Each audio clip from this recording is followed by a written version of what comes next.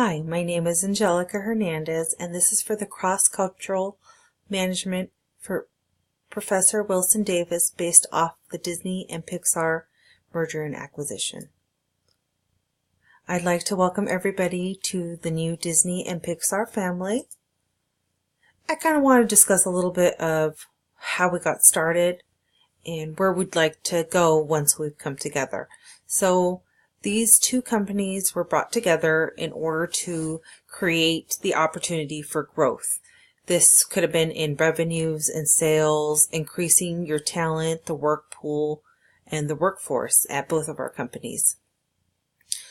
Also, it's about continuing the enhancement in technology.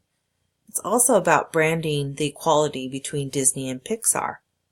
And a also fun fact is we've been collaborating since the early 90s, but now has become a formalized part of one another. It's created a sense of synergy. So who are we? So it's important coming in as leaders, management, to understand who our family is. That is the people we work with and the people that work for us. It's about understanding our workforce.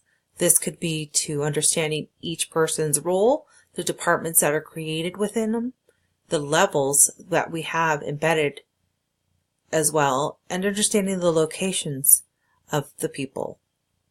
It's also about understanding this creative culture that's been instilled in both in Disney and in Pixar, creating that collaboration and communication. It's about two companies but one big idea. So I'd like to talk a little bit to you about Kavs and Posner's 5 practices of exemplary leadership. It's about modeling the way, inspiring a shared vision, challenging the process, enabling others to act, and about encouraging the heart. So what is modeling the way? It's about bringing clarity and articulating the values, explaining how you're going to be the leader, encouraging ethical behavior, and promoting high levels of loyalty. And also, it's a way of fostering teamwork. Then we move on to inspiring a shared vision. This is about imagining and exciting possibilities. That's something that Pixar and Disney's names already bring. So it's just about enhancing that. It's about enlisting others' shared aspirations, getting the people in our workforce to share those same ideas. It's essentially bringing an ideal, unique image that is future-oriented and for the common good of the company. Challenge the process. This is searching for those opportunities by seizing initiatives, by working outwards, ways to improve. There's always different ways to make things better. So it's about allowing that climate of taking risks.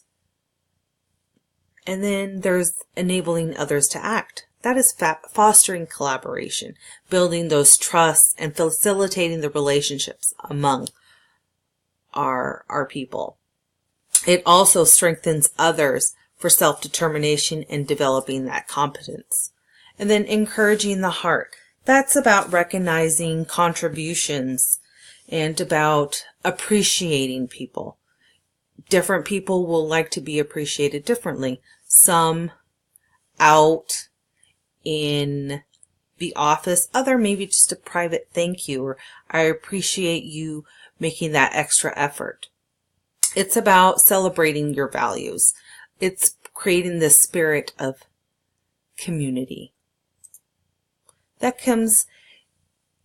brings us back to the key ideas that the exemplary skills can give us to our leaders. It's about focusing and planning and building these consistencies. It's about trust and pride and camaraderie, especially about those collaborating, the team, the fostering, focusing on tangibles and measurables, understanding what our decision-making skills are. That way we know that we're making the right choices when we go forth on accepting a project. It's about understanding your workforce. Again, it's going back to who are they? What do they want? What are they seeking? What can they bring to the company? Again, it's about continuing to communicate and collaborate. Allow yourself to do a cultural assessment. The workforce is changing. You will bring in new people. There will still be other people that have been there a while. Understand what's going on, what's changing.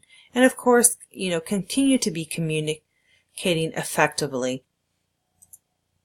Then we move on to a good quote that I like to go by. A desk is a dangerous place from which to watch the world.